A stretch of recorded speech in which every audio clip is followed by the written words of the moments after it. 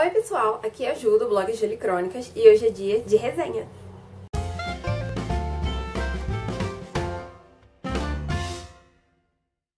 A resenha de hoje é sobre o livro Colheita de Rubis, da autora Tessa Afshar, que eu já disse, redisse, tridisse, disse milhões e milhões de vezes sem querer lá no blog, que é a minha autora favorita e ela é a minha autora favorita.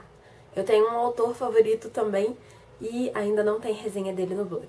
Mas voltando ao assunto, o foco é ela e esse livro que é muito lindo, gente. É tão bom quanto Pérola na Areia, que também já tem resenha escrita lá no blog, mas eu ainda não fiz em vídeo, porque eu acabo sempre emprestando quando eu vou pegar pra fazer resenha em vídeo. Eu não sei porquê, não sei o que acontece. Eu gosto tanto do livro que saio emprestando ele por aí e depois na hora de fazer resenha eu não consigo. Mas eu vou me planejar e vou fazer sim. A história da Sarah se ambienta na Pérsia Antiga e ela é uma personagem fictícia que é prima de Neemias, sim, do livro de Neemias da Bíblia.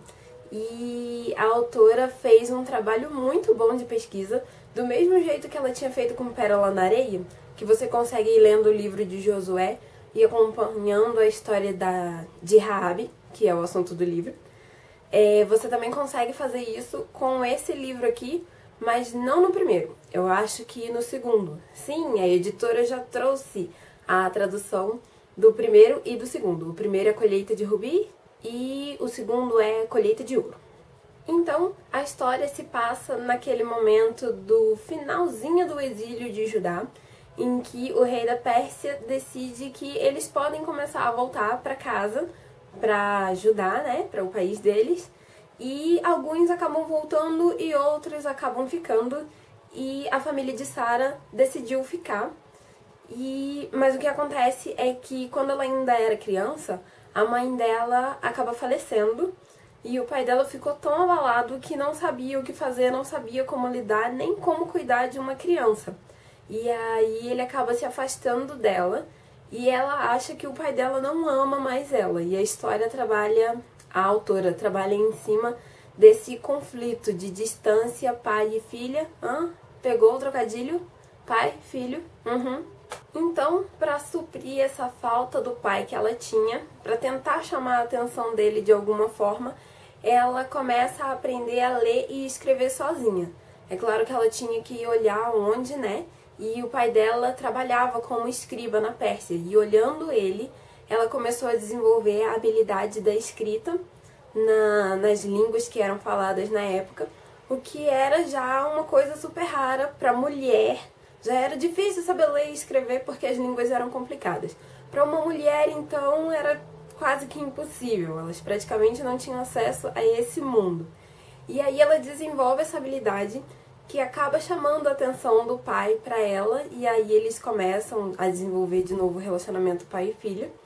Mas não chama a atenção só dele, chama também a atenção do primo dela, Neemias, que na verdade é primo da mãe dela, primo de segundo grau. Essas coisas de parentesco sempre me enrolam. Mas, no fim das contas, ele acaba levando ela para trabalhar como escriba no palácio para a rainha Damáspia, uma das esposas do rei. E o caso é que, mesmo ela tendo desenvolvido essa habilidade e ter conseguido conquistar um lugar de destaque no mundo que era mais dominado por homens do que a nossa realidade é hoje, a personagem, a Sarah, ela ainda lida com os seus próprios problemas, como insegurança e medos e principalmente aquela coisa da distância de Deus. Porque ela é judia, a família dela é judia, então ela cresceu num lar em que se conta histórias sobre Deus, mas ela não tem esse relacionamento com ele, ela não conhece de verdade a Deus. E como não podia faltar o ponto do romance, o livro conta também a história de Dario, que é primo do rei da Pérsia. E aí, de uma forma que eu não vou contar como, ele acaba tendo contato com a Sarah e as histórias deles acabam sendo uma história só, sem muitos detalhes. Mas é muito legal também, porque a gente vê essa coisa da realidade no personagem masculino, os problemas que ele tem e que ele vai desenvolvendo ou resolvendo durante o livro.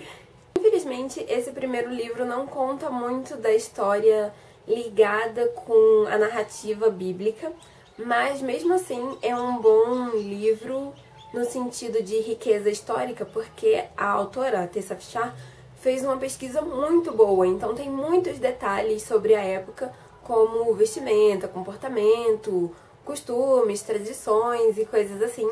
Mas, se não me engano, o segundo livro vai trazer mais essa parte da história que é narrada na Bíblia. E aí a gente vai poder conferir com mais detalhes. E eu mal posso esperar, já é minha próxima leitura e acho que a próxima resenha também. Tomara que tudo dê certo. Se der, vai ser a próxima resenha. E a única coisa que me incomodou é, como eu já disse, que a edição desse livro não tem aquela abinha.